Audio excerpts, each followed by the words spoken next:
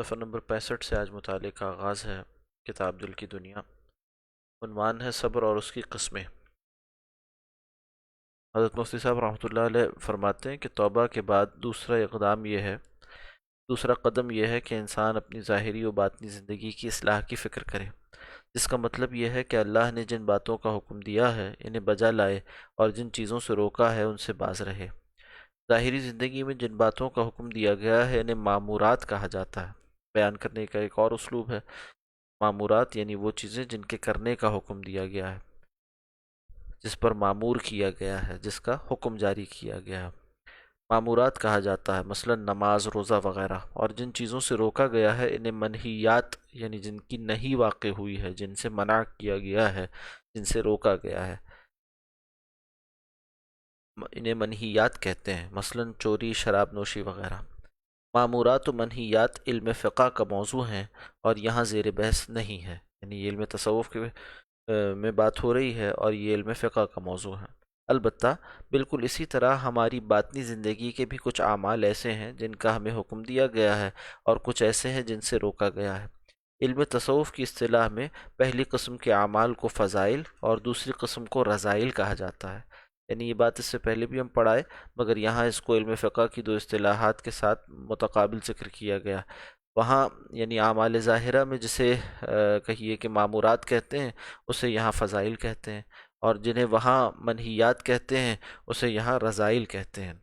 یعنی دونوں علوم میں اپنی اپنی مستقل اصطلاحات ہیں۔ کہا جاتا ہے یہاں پہلے فضائل کا بیان کیا جائے گا، اس کے بعد رذائل کا۔ یہاں یہ بھی سمجھ لیجئے کہ جب انسان کو کسی فضیلت کی ایسی عادت پڑ جائے کہ وہ اس کی طبیعت ثانیہ بن جائے تو اس کو تصوف کی اصطلاح میں مقام کہتے ہیں۔ لہٰذا جب ہم یوں کہتے ہیں کہ فلاں شخص نے مقام صبر حاصل کر لیا تو اس کا مطلب یہ ہے کہ صبر کا باطنی عمل جو فضائل میں سے ہے اس کے اندر خوب راسخ ہو کر اس میں اچھی طرح رچ بس گیا۔ آج کی محفل میں مقام صبر کے بارے میں کچھ ضروری باتیں عرض کرنی ہیں۔ صبر کے لغوی معنی ہے رکنا، اور اسلامی اصطلاح میں صبر کی تعریف ہے اپنے آپ کو ناجائز خواہشات سے روکنا۔ اپنے آپ کو ناجائز خواہشات سے روکنا، یہ اصطلاحی تعریف ہو گئی۔ لغوی معنی کیا ہوئے؟ یعنی وہ جو کہ اس کے ڈکشنری میں ملنے والے معنی ہے صبر کے، وہ کیا ہے؟ رکنا۔ اور جو اس کے اصطلاحی فنی تعریف ہے اور اسلامی علوم میں جب لفظ صبر استعمال کیا جاتا ہے تو اس کے معنی کیا ہے؟ اپنے آپ کو ناجائز خواہشات سے روکنا۔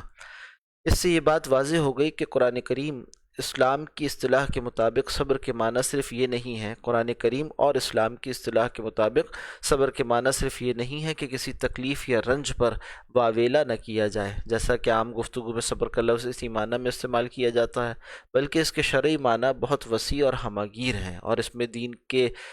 تقریباً تمام شعبے داخل ہو جاتے ہیں۔ یہی وجہ ہے کہ قرآن کریم میں جس قدر تاکید مقام صبر حاصل کرنے کی آئی ہے، اتنی تاکید شاید ہی کسی اور چیز کی آئی ہو، اور اس کا اجر و ثواب بھی اتنا بتلایا گیا ہے کہ شاید کسی اور چیز کا نہ بتلایا گیا ہو۔ چنانچہ ارشاد باری تعالیٰ ہے وَتَوَاصَوْا بِالْحَقِّ وَتَوَاصَوْا بِالصَّبْرِ۔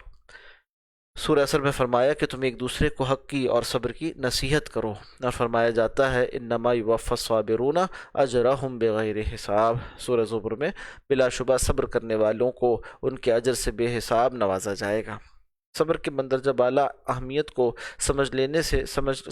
سمجھنے کے لیے تھوڑی سی تفصیل کی ضرورت ہوگی۔ یہ تو آپ جانتے ہیں کہ اللہ تعالیٰ نے انسان میں بھلائی کا مادہ بھی رکھا ہے اور برائی کا بھی۔ قرآن کریم میں ارشاد ہے فَأَلْهَمَهَا فُجُورَهَا وَتَقْوَاهَا۔ سورہ شمس میں فرمایا اللہ نے انسان کی جان کو گناہ اور تقوی دونوں سے باخبر کر دیا ہے۔ فَأَلْهَمَهَا فُجُورَهَا وَتَقْوَاهَا کہ اللہ نے انسان کی جان کو گناہ اور تقوی دونوں سے باخبر کر دیا ہے، اور چونکہ دنیا میں آزمائش کا مطلب ہی یہ ہے کہ انسان برائی کو چھوڑ کر بھلائی اختیار کرے، اس لیے اللہ نے بھلائی کے مادے کی تقویت کے لیے بھی کچھ سامان مقرر فرمائے ہیں، اور برائی کے مادے کو تقویت دینے کے لیے بھی۔ انسان کو بھلائی کی طرف راغب کرنے کے لیے ایک قوت تو خود انسان کے دل میں رکھی گئی ہے، جسے نفس لوامہ کہا جاتا ہے۔ نفس لوامہ یعنی نفس ملامت گر، اور عرف عام میں اس کا نام ضمیر ہے۔ ہر انسان جب کسی برائی کا ارادہ کرتا ہے تو ایک اندیکھی قوت اسے برائی سے روکتی ہے، یہی قوت نفس لوامہ ہے، یعنی اس کے اندر سے آواز آتی ہے اس بات کی کہ یہ برا کام ہے، اسے نہ کرو۔ اس کے علاوہ کچھ خارجی طاقتیں ہیں جو انسان کو نیکی پر آمادہ کرتی ہیں اور برائی سے روکتی ہیں۔ یہ خارجی قوتیں فرشتے ہیں اور اللہ تعالیٰ کے فرمانبردار مخلوق ہیں، اور ان میں برائی کا مادہ پیدا ہی نہیں کیا گیا، یعنی فرشتے وہ کرتے ہیں جو اللہ کا حکم ہوتا ہے، اس کی نافرمانی کرنے کا انہیں اختیار نہیں ہے، اور یہ فرشتے انسانوں کو نیکی کی طرف راغب کرنے کا ذریعہ بنتے ہیں، جیسے کہ حدیث میں بھی ذکر آتا ہے، اور جیسے کہ یعنی وہ آواز لگاتے ہیں کہ اے خیر کے کرنے والے آگے بڑھ، اور اے برائی کے چاہنے والے پیچھے ہٹ، تو کیا ہوا، ماحول بنتا ہے۔ اسی طرح قرآن حکیم بھی بتاتا ہے کہ فرشتے آ کر ان کو آگے اور پیچھے سے جو ہے مبارکباد دیتے ہیں، آگے آ کر انہیں جو ہے وہ تھپکی دیتے ہیں اور کہتے ہیں کہ غم نہ کرو اور خوف نہ کرو۔ تو یہ کیا ہے کہ فرشتوں کے ذریعے سے ان کی تائید و تقویت اللہ فرماتے ہیں۔ دوسری طرف دو قوتیں ایسی ہیں جو انسان کو برائی کی طرف راغب کرتی ہیں، ان میں سے ایک خود انسان کے باطن میں موجود ہے، جسے نفس امارہ کہا جاتا ہے۔ نفس امارہ حکم کرنے والا، برائی کی طرف حکم کرنے والا نفس کہا جاتا ہے۔ یہ نفسانی خواہشات کا وہ منبع، یعنی اس کا وہ مرکز ہے، اس کا وہ ماخذ ہے، اس کا وہ سورس ہے جو نیکیوں سے جی چرانے اور گناہ کی طرف مائل ہونے کا جذبہ پیدا کرتا ہے۔ اور دوسری قوت شیاطین کی ہے، جنہوں نے اپنا مقصد زندگی ہی قرار دیا ہوا ہے کہ انسان کو نیکیوں سے ہٹا کر برائیوں کی طرف لے جائیں۔ ان دو متضاد قوتوں کی کشاکش ہی میں انسان کی آزمائش، ان دو متضاد قوتوں ہی کی کشاکش ہی میں انسان کی آزمائش ہے، اور اس آزمائش میں کامیاب ہونے کے لیے ضروری ہے کہ انسان نیکی کے تقاضوں کو بدی کے تقاضوں پر غالب کر دے، اور اسی کا نام شریعت کی اصطلاح میں صبر ہے، اور اسی کا نام شریعت کی اصطلاح میں صبر ہے۔ اس مقام کو یعنی تفصیل واضح کر دی گئی، دیکھ لیجئے، خاکہ ذہن میں تازہ کر لیجئے کہ ایک طرف انسان کے اندر دو قوتیں ہیں، ایک نفس لوامہ ہے جو اچھائی کی طرف ابھارتا ہے، برائی پر ملامت کرتا ہے، اور دوسری طرف باہر جو ہے وہ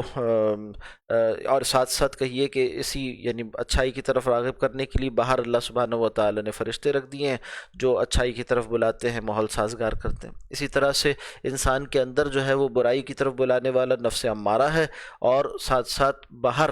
برائی کی طرف بلانے والے وہ شیاطین ہیں، وسوسہ اندازی بھی کرتے ہیں اور اسی طرح سے برائی کی ترغیب کروانے کا ذریعہ بنتے ہیں۔ تو یہاں مقابلہ کاٹے کا ہے، مقابلہ برابری کا ہے کہ خیر اور شر کی ایک ایک قوت اندر اور خیر اور شر کی ایک ایک قوت باہر ہے۔ جس طرح سے باہر کی شر کی قوت اندیکھی ہے، یعنی انسان کی نگاہوں میں نہیں آتی شیاطین، اسی طرح سے جو فرشتے ہیں وہ بھی انسان کی نگاہوں میں نہیں آتے۔ تو یہ دونوں ایک دوسرے کو کہیے کہ ایک دوسرے پر عامل ہوتے ہیں، ایک دوسرے پر فاعل ہوتے ہیں، اور اس طرح سے انسان کے لیے یعنی مقابلہ برابر ہو جاتا ہے، یعنی اس طرح سے اسے میدان دیا گیا جہاں پر کہ وہ اپنے کیے کا پھر خود ذمہ دار قرار پاتا ہے۔ اسی طرح اندر کا معاملہ ہے کہ اندر جہاں نیکی کی طرف رغبت کا سامان موجود ہے، اسی طرح سے برائی کی طرف رغبت کرانے والا نفس بھی موجود ہے۔ اب بتایا جا رہا ہے کہ اس کشمکش میں، اس کشاکش میں، اس کھینچتان میں، اس کشتی میں جو دنگل سجتا ہے اندر اور باہر، اس میں یہ جو انسان جسے مکلف بنایا گیا، جسے ذمہ دار بنایا گیا، اس کی اصل قوت کیا ہے جو نیکی کو غالب رکھے اور برائی کو مغلوب کر دے؟ وہ اصل میں صبر کی قوت ہے، یعنی وہ حربہ کیا ہے، وہ طریقہ کیا ہے، وہ ٹیکنیک کیا ہے جس کے ذریعے سے یہ شر کے پہلوانوں کو پچھاڑ سکتا ہے۔ فرمایا اس مقام کا حصول، یعنی صبر ہے اصل میں وہ، اور اس مقام کا حصول یعنی مقام صبر کا حصول محض زبانی جمع خرچ سے نہیں ہوتا، بلکہ اس کے لیے بڑی محنتیں کرنی پڑتی ہیں۔ صوفیہ اکرام نے بیشتر مجاہدات اسی مقام صبر کو حاصل کرنے کے لیے مقرر کیے ہیں۔ یہ جو بہت سے صوفیہ اکرام سے منقول ہے کہ انہوں نے بعض مرتبہ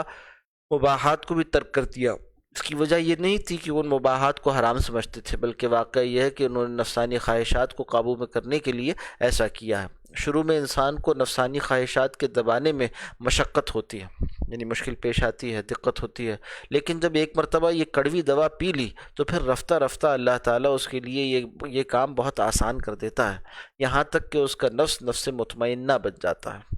اب جیسے کہیے کہ کوئی کشتی جاری ہو، دو پہلوانوں میں سے ایک جیت جائے تو پھر اس کا ہاتھ اٹھا کر جو ہے وہ اس کو کامیاب قرار دے دیا جاتا ہے۔ اسی طرح سے نفس امارہ اور نفس لوامہ کی جو کشتی ہے، اس میں جب نفس لوامہ غالب آ جاتا ہے، نفس امارہ کو یعنی شر کی طاقت کو مغلوب کر دیتا ہے، تو اللہ سبحانہ و تعالیٰ پھر اس کو کامیاب قرار دیتے ہیں اور اسے نفس مطمئنہ بنا دیتے ہیں، اور اسی نفس مطمئنہ کے لیے یعنی اس اندر کی جنگ میں جیتے ہوئے پہلوان کے لیے ہی اصل میں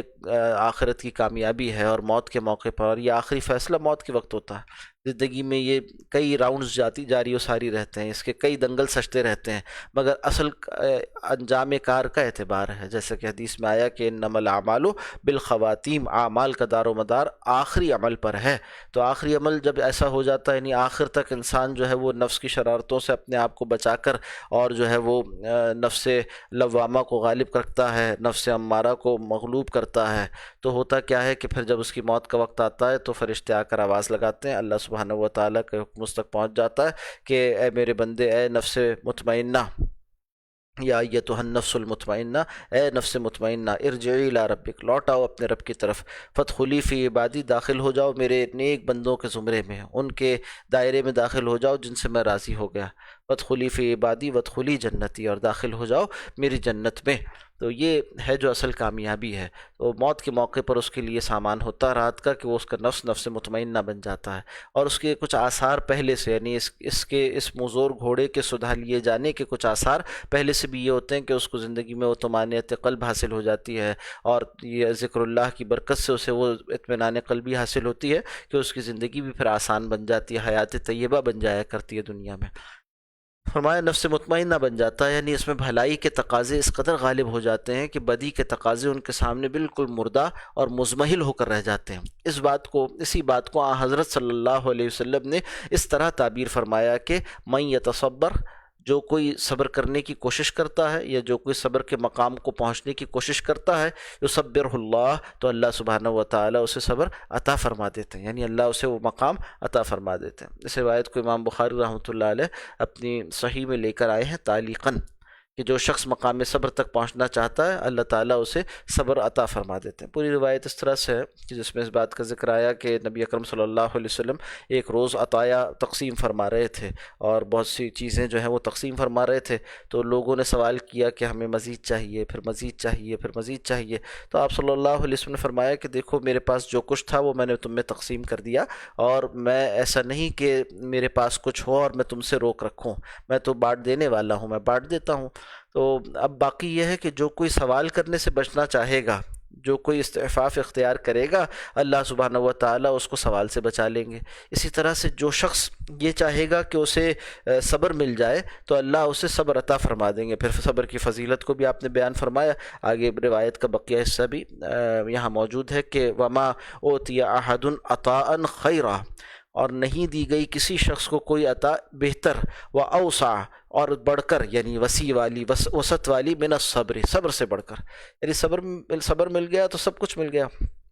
دیکھیے کسی بھی شے کی تکمیل کا مطلب یہ ہوتا ہے کہ اب اس میں اضافہ نہ ہو سکتا ہو، کسی بھی شے کی تکمیل، اور یہ انسانی طبیعت کے اندر تکمیل جو ہے نا کمال کے طور پر پسندیدہ ہے۔ جہاں کوئی شے مکمل ہو، اکمل ہو، اتم ہو، تو وہ پھر محبوب ہو جایا کرتی ہے، اس کے اندر تکمیل کی صفت پیدا ہو جائے تو یہ قابل تعریف، قابل مدح، اور کہیے کہ دل کو لبھانے والی ہو جایا کرتی ہے۔ اب اگر اس نقطہ نظر سے جائزہ لیں تو کسی شخص کے اندر اگر صبر نہیں ہے، قناعت نہیں ہے، زہد نہیں ہے، اور وہ زیادہ سے زیادہ کا حریص ہے، مزید چاہتا ہے، مزید چاہتا ہے، مزید چاہتا ہے، تو مزید چاہنے کی تو تکمیل ہو ہی نہیں سکتی، اس کی تو کوئی انتہا ہے ہی نہیں۔ چنانچہ وہ دنیا جتنی چاہے گا اس کے بعد پھر مزید، جیسا کہ حدیث میں آیا کہ ابن آدم اگر اس کو سونے کی 2 وادیاں مل جائیں تو یہ 2 کا مزید خواہش مند ہو جائے گا، اور یہ پیٹ ایسا گڑھا ہے جس کو سوائے قبر کی مٹی کے اور کوئی شے نہیں بھرتی۔ اسی طرح سے دیکھا گیا ہے اور دیکھا جا سکتا ہے کہ کس طرح سے باوجود سب کچھ ہونے کے ہوس ہے کہ وہ رکنے کا نام نہیں لیتی، ہوس ہے کہ وہ کہیں قناعت کرتی نہیں ہے۔ تو انسان جو ہے وہ اگر رکنے پر نہ آئے تو پھر اس کو سب کچھ چاہیے، اور یعنی مجھے چاہیے، یہ جو طلب ہے نا، اس میں کوئی انتہا نہیں ہے اس کی، اور ظاہر سی بات ہے جب انتہا نہیں ہے تو اس کی تکمیل ممکن نہیں، اور جب اس کی تکمیل ممکن نہیں تو یہ کوئی فضیلت تو بن نہیں سکتی۔ اچھا، نہ چاہنے میں تکمیل ممکن ہے، ایک شخص کہے مجھے کچھ نہیں چاہیے، تو اب آپ اسے یعنی اس کو کیا مکمل کریں گے؟ جب مکمل ہو گیا اپنی ذات میں، جس دن انسان زاہد ہو جائے، جس دن انسان قانع ہو جائے، وہ کہے کہ جو میرے پاس ہے میں اس پر راضی ہوں بس، تو اب یہ وہ شخص ہے جو نہ بک سکتا ہے، نہ جھک سکتا ہے، نہ اس کو جو ہے وہ ڈرایا جا سکتا ہے، نہ دھمکایا جا سکتا ہے، نہ اس کو لالچ سے بٹھایا جا سکتا ہے، نہ اس کو خوف سے کھڑا کیا جا سکتا ہے۔ یعنی دنیا میں جتنی چیزیں کرپشن کا سامان بنتی ہیں وہ ساری کی ساری تبھی پیدا ہوتی ہیں جب انسان مزید کی خواہش رکھتا ہے، اور جو اس کو جس حال میں اللہ رکھے اس پر اگر وہ راضی ہو جائے تو پھر اس کو کوئی نقصان نہیں پہنچا سکتا۔ یعنی اس سے بڑا بادشاہ کون ہے، اس سے بڑا کہیے غنی کون ہے، اس سے بڑا مالدار کون ہے، اس سے بڑا حکمران کون ہے، اس سے زیادہ طاقتور کون ہے، جو جس حال میں ہے اس میں خوش ہے، وہ مزید کی خواہش نہیں رکھتا، وہ کسی شے کے چلے جانے پر پریشان نہیں ہے، کسی شے کے آ جانے سے وہ مغرور نہیں ہو جاتا۔ تو جس کو چیزوں کا آنا اور جانا، جس کو حالات کے بدل جانے سے اس کے اندر تبدیلی واقع نہ ہو، حالات کے بدل جانے سے اس کو فرق واقع نہ ہوتا ہو، فرق نہ پڑتا ہو اس پر، تو یہ ایسا غنی ہے، یہ ایسا دل کا امیر ہے، یہ ایسا دل کا بادشاہ ہے۔ جیسا کہ حدیث میں بھی آیا نا کہ یہ غنا حقیقی غنا، یعنی تونگری، وہ تو دل کی تونگری ہوا کرتی ہے۔ تو اسی طرح سے اس میں اب تکمیل ہے، اس کو کوئی بڑھا نہیں سکتا۔ یعنی جو کہے کہ مجھے کچھ نہیں چاہیے، تو اب اس کو کیا کریں گے آپ؟ یعنی اس کے نہ چاہنے میں اضافہ نہیں ہو سکتا، نہ چاہنا تو اپنی جگہ مکمل ہو گیا، ہاں چاہنا ایسا ہے کہ جس کی انتہا کوئی نہیں ہے، تو وہ پھر ہر جگہ جھکتا ہے اور ہر جگہ گرتا ہے۔ تو یہ وہ درویشی ہے، یہ وہ فقر ہے جو اسلام کا فقر ہے۔ رسول اللہ صلی اللہ علیہ وسلم نے اسے اختیار فرمایا اور اخلاق کے اعلیٰ اوصاف میں سے ہے۔ تو دنیا کے معاملے میں انسان کو صبر کا حامل ہو جانا، انسان کا صبر کا حامل ہو جانا، یہ بہت بڑی فضیلت ہے۔ تو یہاں اس حدیث کے اس ایک ٹکڑے سے استدلال کیا گیا کہ من یتصبر، جو کوئی صبر حاصل کرنا چاہے، جو کوئی صبر والا بننا چاہے، صبر حاصل کرنے کی کوشش کرے، یصبرہ اللہ، تو اللہ اسے صابر بنا دیتے ہیں، اسے صبر کا مقام نعمت عطا فرما دیتے ہیں۔ اور جس شخص کو یہ نعمت حاصل ہو جائے اس کے بارے میں سرکار صلی اللہ علیہ وسلم کا ارشاد یہ ہے کہ وما اوتی احد عطاء خیرا، کسی شخص کو کوئی ایسی عطا نہ دی گئی خیر پر مبنی، واوسع، اور زیادہ وسعت پر مبنی، من الصبر، مگر صبر۔ یعنی صبر سے بڑھ کر کوئی نعمت کسی کو نہ دی گئی، بہت بڑی نعمت ہے، خیر والی نعمتوں میں سے سب سے بڑی نعمت صبر کی نعمت ہے۔ اس مقام کو حاصل کرنے کا اصل طریقہ تو یہ ہے کہ ایسے لوگوں کی صحبت اختیار کی جائے جنہیں صبر کی نعمت حاصل ہے۔ تجربہ شاہد ہے کہ انسان کے ماحول اور صحبت سے زیادہ اس کا مربی کوئی نہیں ہوتا، ماحول اور صحبت سے زیادہ اس کا مربی کوئی نہیں ہوتا۔ اگر انسان صابرین کا ماحول اختیار کر لے تو رفتہ رفتہ خود بھی صابر بن جائے گا۔ یہ اصل میں کہیے کہ انسان کا صحیح مطالعہ اور انسان کا صحیح مشاہدہ، اس کے موافق آپ کر دیکھ لیجئے، آپ کو کچھ ہی دن میں اس کے نتائج نظر آ جائیں گے انشاءاللہ۔ اس کے علاوہ وہ مقام صبر حاصل کرنے کا انفرادی طریقہ یہ ہے، اس کے علاوہ مقام صبر حاصل کرنے کا انفرادی طریقہ یہ ہے کہ جب بھی دل میں کسی گناہ کا خیال پیدا ہو، اس کے ساتھ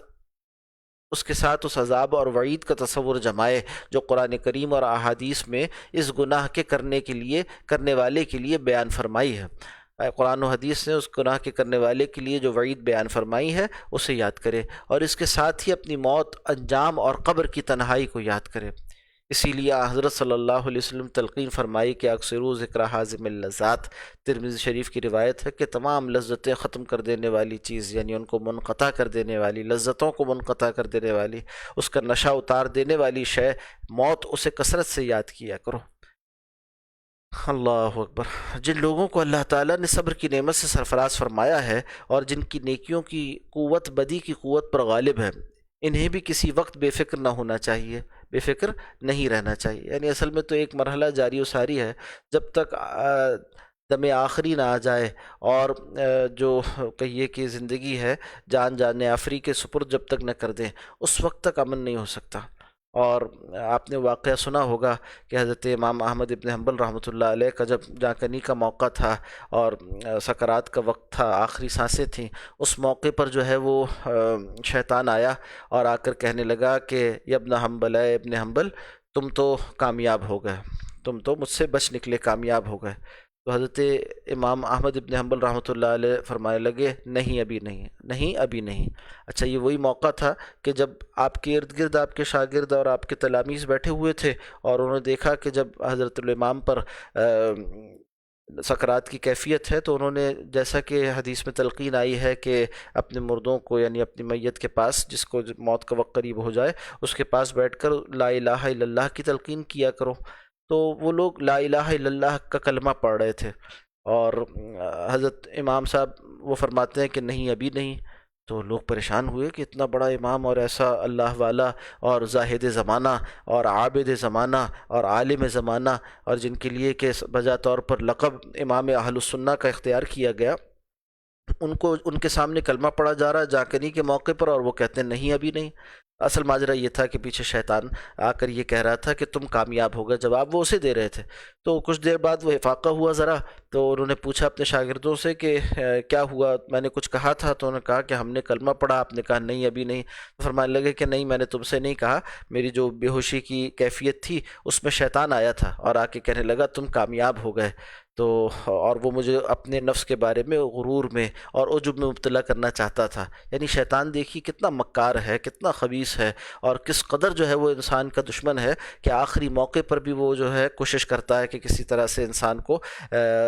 خود پسندی میں اور اسی طرح سے اپنے بارے میں بے فکر کر دے، اور انسان کو جو ہے وہ غرور کا اور عجب کا اور خود پسندی کا شکار کر دے۔ تو اس قدر چوکنا رہنے کی ضرورت ہے۔ تو امام صاحب نے بتلایا کہ اصل میں تو اسے کہہ رہا تھا کہ نہیں ابھی نہیں، ابھی تو آزمائش جاری ہے، جب یہ آخری سانس نکل جائے گی تو آزمائش ختم ہوگی۔ تو یہاں سے معلوم ہوا کہ کوئی شخص جتنا نیک ہو جائے اور جتنا کچھ اس کو فضائل اور مراتب دینی حاصل ہو جائیں، کبھی اسے اپنے بارے میں غافل نہیں رہنا چاہیے۔ یہ نہیں سمجھنا چاہیے کہ بس اب میں تو نیک ہو گیا، اب شیطان کا وار مجھ پر نہیں چل سکتا، بلکہ یہی موقع ہے، شیاطین جو ہیں وہ شیطان جو ہے نیک لوگوں کو ہی آ کر گمراہ کرنے کی کوشش کرتا ہے، اور وہ کہ جس سے زیادہ فائدہ ہوتا ہو دین کو، اور وہ کہ جو زیادہ اللہ کے قریب ہوتا ہو، اس کو وہ دور کرنے کی کوشش کرے گا۔ فرمایا کہ جن لوگوں کو اللہ تعالیٰ نے صبر کی نعمت سے سرفراز فرمایا ہے، اور جن کو نیکیوں کی قوت بدی کی قوت پر جن کی نیکیوں کی قوت بدی کی قوت پر غالب ہے،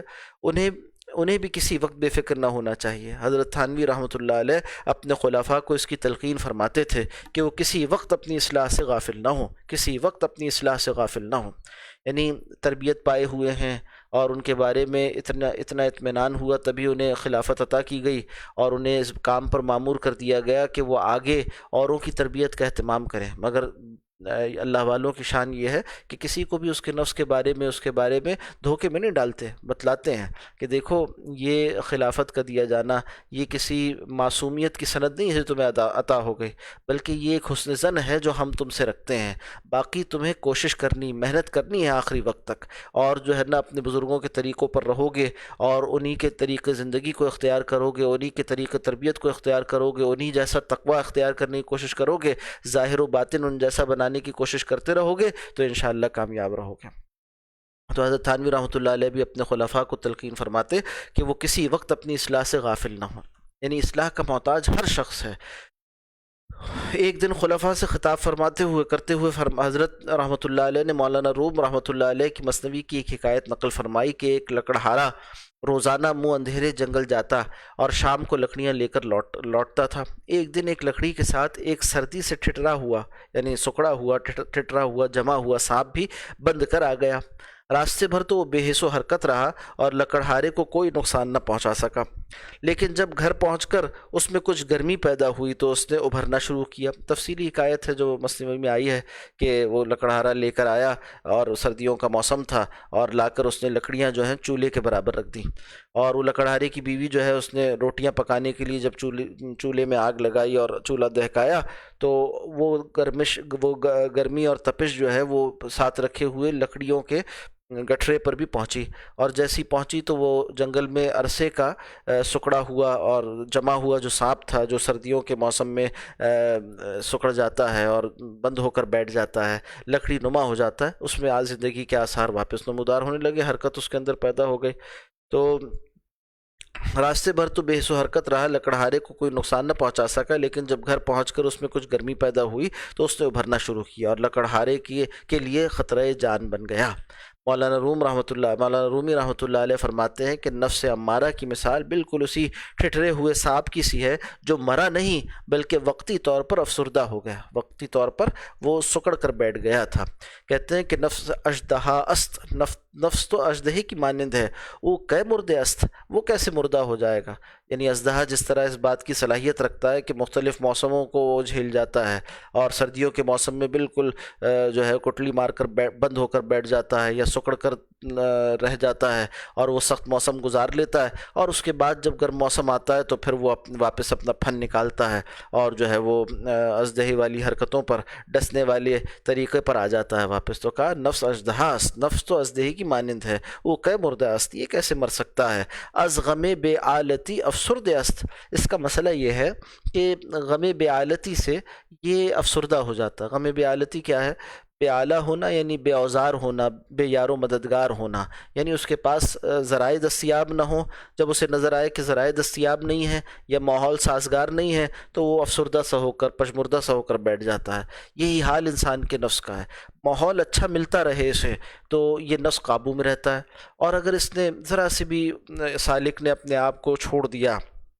اور اپنے نفس کی بندھن کو ذرا ڈھیلا کیا اور اس کے لگام کو ذرا سا چھوڑ دیا، خواہش پرستی کے راستے پر ذرا بھی چلا یا خواہشات کو بے لگام کیا، تو بس پھر نفس جو ہے وہ قابل آ جاتا ہے اس کے اوپر، اس کو پکڑ لیتا ہے اور اچھے اچھوں کو پچھاڑ ڈالتا ہے، اچھے اچھوں کو پچھاڑ ڈالتا ہے، اور ان سے جو ہے وہ قبیح گناہ کرواتا ہے، ان سے جو ہے وہ نقصان آخرت کا اٹھواتا ہے۔ تو اس لیے اس سے کبھی غافل نہیں ہونا چاہیے، اور خاص طور پر چھوٹے گناہوں سے غافل نہیں ہونا چاہیے، یا اپنے بارے میں اس خیال میں نہیں آنا چاہیے کہ مجھ سے تو غلطی نہیں ہو سکتی، میں تو اتنا نیک ہوں، میں تو ایسا ہوں، اور لوگ مجھے نیک سمجھتے ہیں، فلاں مجھے یہ کہتا ہے، فلاں مجھے یہ کہتا ہے۔ بھائی لوگ کہتے ہوں گے، اپنے بارے میں انسان کو دھوکے میں نہیں آنا چاہیے۔ جب انسان اپنے بارے میں یہ سمجھ بیٹھتا ہے کہ ہاں واقعی وہ کوئی شے ہے، تو وہیں سے اس کی بربادی کا سامان شروع ہو جاتا ہے۔ تو لوگ تو بیچارے آپ کی اداکاری سے اور آپ کے ظاہر سے، یا یہ کہ آپ کے بارے میں حسن ظن سے، یا یہ کہ اللہ کی طرف سے جو کہیے کہ آپ کے گناہ چھپا دیے گئے، اس وجہ سے آپ کو اچھا سمجھتے ہیں۔ تو آپ تو اپنے گناہ جانتے ہیں، آپ تو اپنے باطن کو جانتے ہیں، اپنی غفلتوں سے واقف ہیں، تو آپ اپنے بارے میں کیوں دھوکے میں آتے ہیں؟ ہر شخص کو چاہیے کہ اپنے بارے میں دھوکے میں نہ آئے، اور ایسے ہی سمجھے کہ جیسے کوئی شخص سانپ کو ہاتھ میں پکڑے ہوئے، اسی طرح جب تک وہ زندہ ہے اس کا نفس بمانند سانپ اس کے ساتھ موجود ہے، ذرا اس نے اس کے سر کو ڈھیلا چھوڑا تو وہ اسے ڈس لے گا۔ تو چھوٹے گناہ وہ بڑے خطرناک ہیں، اس لیے کہ وہی بڑے گناہوں کو بلاتے ہیں۔ ہمارے حضرت رحمۃ اللہ علیہ فرمایا کرتے تھے کہ پشتو زبان کی ایک کہاوت ہے کہ جو چھوٹا کتا ہوتا ہے اس سے بے خبر نہ رہو کہ چھوٹا کتا جب بھونکتا ہے تبھی بڑے کتے آیا کرتے ہیں۔ یعنی دیہات کے ماحول میں اگر آپ دیکھیں تو ایک جو جنگلی قسم کے بڑے کتے ہوتے ہیں جو آ کر نقصان زیادہ پہنچا دیتے ہیں اور جو ہے زخمی کر دیتے ہیں آدمیوں کو، تو وہ بڑے کتے رات کے وقت جنگلوں سے آ کر بستیوں میں نقصان تب کرتے ہیں جب چھوٹے کتے انہیں آواز لگاتے ہیں، اور بستی میں رہنے والے اور گلیوں کے ساتھ رہنے والے اور دروازوں کے ساتھ رہنے والے جو چھوٹے کتے ہیں، وہ کتے جب آواز لگاتے ہیں تو بڑے کتے آ جاتے ہیں اور آ کر پھر زخمی کر دیتے ہیں انسان کو، حملہ آور ہو جاتے ہیں اس پر۔ تو کہا اسی طرح سے یہ جو گناہ ہے نا، یہ چھوٹا ہو تب بھی خطرناک ہے، چھوٹے کتے کی مانند ہے، اس لیے کہ پہلے اسی سے رستہ بنتا ہے اور اس کے بعد پھر بڑے کتے آ جایا کرتے ہیں، یعنی گناہ کبیرہ کے بھی رستے کھل جایا کرتے ہیں۔ اسی طرح سے کسی نے یوں سمجھایا اس کو کہ گھاس کے گودام میں ایک چنگاری بھی خطرناک ہوا کرتی ہے، گھاس کے گودام میں ایک چنگاری بھی خطرناک ہوا کرتی ہے۔ تو چھوٹے گناہ جو ہیں وہ پہلے انسان کے اندر تہاون پیدا کر دیتے ہیں، اس کے اندر استخفاف پیدا کر دیتے ہیں۔ اچھا یہ تو چھوٹا چھوٹا گناہ بڑھتا چلا جاتا ہے، انسان اس سے وہی چنگاری پھر اس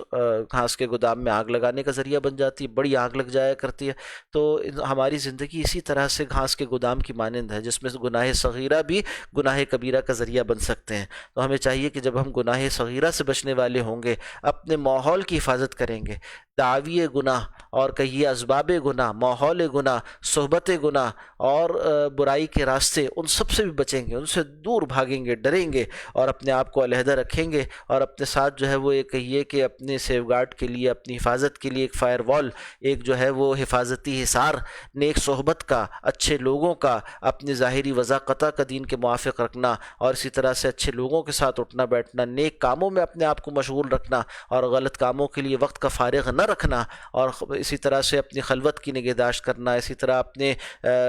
دوستوں کی نگہداشت کرنا، اسی طرح اپنے مطالعے کی نگہداشت کرنا، اپنی آنکھوں کی، اپنے کانوں کی، اپنے روزگار کی نگہداشت کرنا، یہ سب وہ ذرائع ہیں جس سے انسان پھر صبر حاصل کرتا ہے، یعنی صبر کے مقام کو پہنچتا ہے اور اپنے زندگی کو محفوظ کرتا ہے۔ فرمایا اسی لیے اس سے غافل اور بے فکر ہونے کے کوئی معنی نہیں۔ یہ واقعہ نقل کر کے حضرت تھانوی رحمۃ اللہ علیہ نے فرمایا کہ یہ بات میں صرف آپ ہی سے نہیں کہہ رہا، یعنی آپ خلفاء ہی سے نہیں کہہ رہا، اپنے تلامذہ ہی سے نہیں کہتا، بلکہ خود اپنا نفس بھی میرا مساوی طور پر مخاطب ہے، خود اپنا نفس بھی میرا مساوی طور پر مخاطب ہے، یعنی میں اس سے بھی یہی کہتا ہوں، میں اس کو بھی اسی بات کی تلقین کرتا ہوں اور اس کا اہتمام بھی کرتا ہوں، اور بحمداللہ اس بات پر کاربند بھی ہوں۔ اور یہ کہہ کر اپنے ڈیسک سے، جو آپ کے سامنے ٹیبل رکھی ہوئی تھی، ڈیسک تھا، اس سے کچھ پرچے نکال کر دکھلائے جن پر کچھ ہدایات لکھی ہوئی تھیں، اور فرمایا کہ میں اپنے اندر جو کمزوریاں محسوس کرتا ہوں یہ پرچے ان کے علاج کے لیے ہیں، میں اپنے اندر جو کمزوریاں محسوس کرتا ہوں یہ پرچے ان کے علاج کے لیے ہیں۔ اللہ اکبر۔ اس کے برعکس اگر انسان اس مقام صبر کو حاصل کرنے کی کوشش نہ کرے تو نفسانی خواہشات اسے پچھاڑ ڈالتی ہیں اور وہ ان کے ہاتھوں بے بس ہو کر رہ جاتا ہے۔ ظاہر ہے کہ ایک مومن کے لیے اس سے زیادہ خطرناک بات کوئی نہیں ہو سکتی، یعنی نفس پرستی کا راستہ، اس کو ہر سطح پر روکنا ضروری ہے۔ تو امام شافعی رحمۃ اللہ علیہ فرماتے ہیں کہ اگر تمہیں کبھی اس بات میں شبہ ہو کہ حق کیا ہے، دائیں جانب حق ہے یا بائیں جانب حق ہے، تو فخالف ہوا کا فإن الہوا یقود النفوس الی ما یعاب، تو تمہیں چاہیے کہ اپنی خواہش کی مخالفت کرو، جس طرف جانے کو، دائیں جانے کو اگر خواہش پیدا ہو رہی ہے، نفس اس طرف لے جاتا ہے، تو جان رکھو کہ اب بائیں جانب خیر ہے، اور اگر بائیں جانب جو ہے وہ نفس جانے کو کہتا ہے تو جان رکھو کہ اب دائیں جانب خیر ہے۔ یعنی ایک تو ہے نا وہ معاملہ جو کہ علم سے واضح ہو جاتا ہے، جس کے بارے میں قرآن و سنت کی رہنمائی واضح ہے، مگر بعض باریک مواقع ایسے ہوتے ہیں جہاں پر